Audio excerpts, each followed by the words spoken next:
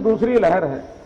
मार्च में शुरू होकर के और मई, आज अभी 14, 15, 16 मई में हम है, हमने इसका पीक देखा है 1.5 महीने में ही, लगभग 2 महीने में वो 3100 मैक्सिमम था और अभी मैक्सिमम 16,000 केसेस एक दिन में भी आए, अर्थात उससे 5 गुना ज्यादा इसका एक प्रकार से ग्रेविटी इसकी थी।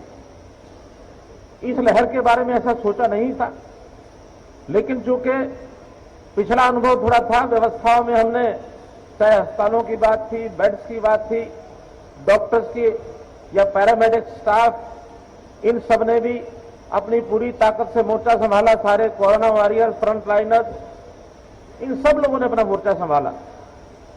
हमें अगर इसमें सबसे बड़ी कठिनाई आई तो वो आई थी ऑक्सीजन सप्लाई की। अभी ऑक्सीजन सप्लाई इसका कोटा निर्धारित हुआ, शुरू में 152 मीट्रिक टन और अब बढ़ते बढ़ते 282 मीट्रिक टन हुआ है। लेकिन एक बहुत बड़ा खतरा था कि कहीं अगर ये चीज ज्यादा आगे बढ़ती है तो ऑक्सीजन की सप्लाई का संकट ही आएगा।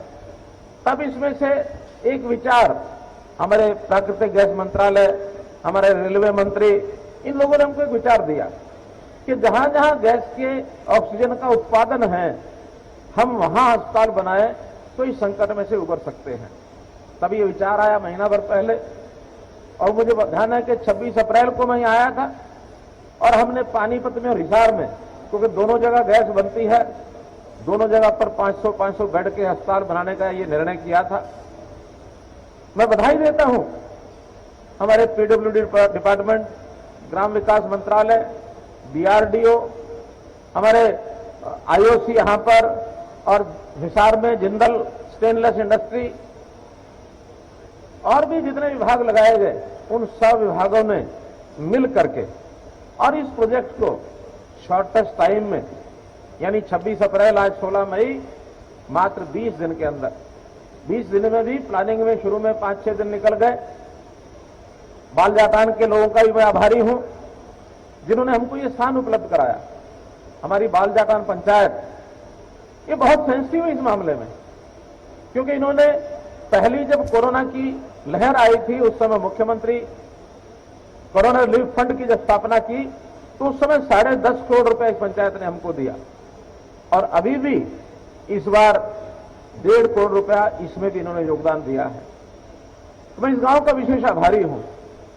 प्रारंभ में गांव के कुछ लोगों में एक असमंजस था कि हमारे गांव के निकट यह अस्पताल बनेगा, कहीं इसका प्रभाव गांव पर न पड़ जाए, लेकिन जब उनको समझाया गया, बताया गया कि ये प्रभाव तो बिना अस्पताल के भी अगर पड़ेगा तो हम क्या कर लेंगे, और ये प्रभाव अब क्योंकि ग्रामीण क्षेत्र के अंदर बहुत बढ़ता हुआ दिखाई दे रहा है, अगर अस्पताल बनता है तो उसका बल्कि लाभ हो जाएगा कि हमारे गांव के बहुत निकट एक अस्पताल होगा, अगर प्रभाव पड़ेगा तो इलाज जल्दी हो जाएगा। गांव के लोगों को ध्यान में आया, उन्होंने ये सारी 12 एकड़ जमीन हमको दी है। तो इसलिए ये अस्पताल, जिस पर लगभग 28 करोड़ रुपए का खर्च आया है कम से कम समय में। हम ये चाइना में तो सुनते थे कि कोई बिल्डिंग खड़ी करनी है, उन्होंने 15 दिन में खड़ी कर दी, 20 दिन में खड़ी कर दी, 12 दिन में खड़ी कर दी।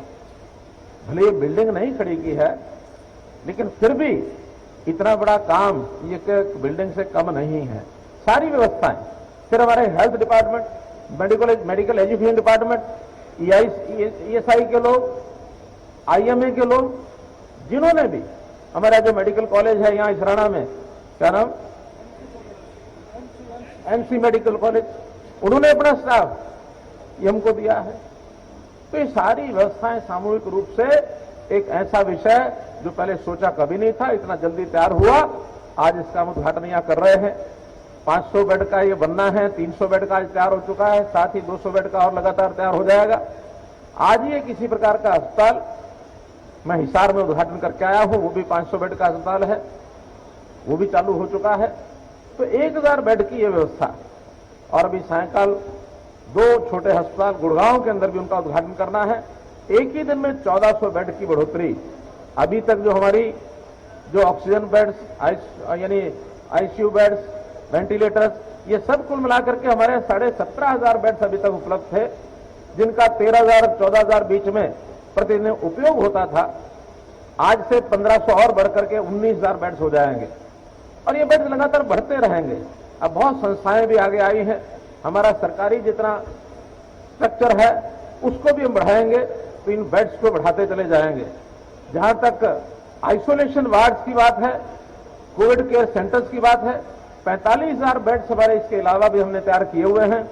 जहां किसी प्रकार का आइसोलेशन केंद्र जो बनेंगे, कोविड सहायता केंद्र जो बनेंगे, ऐसी जगह पर 45,000 बेड्स भी हैं। इंफ्रास्ट्रक्चर की कोई कमी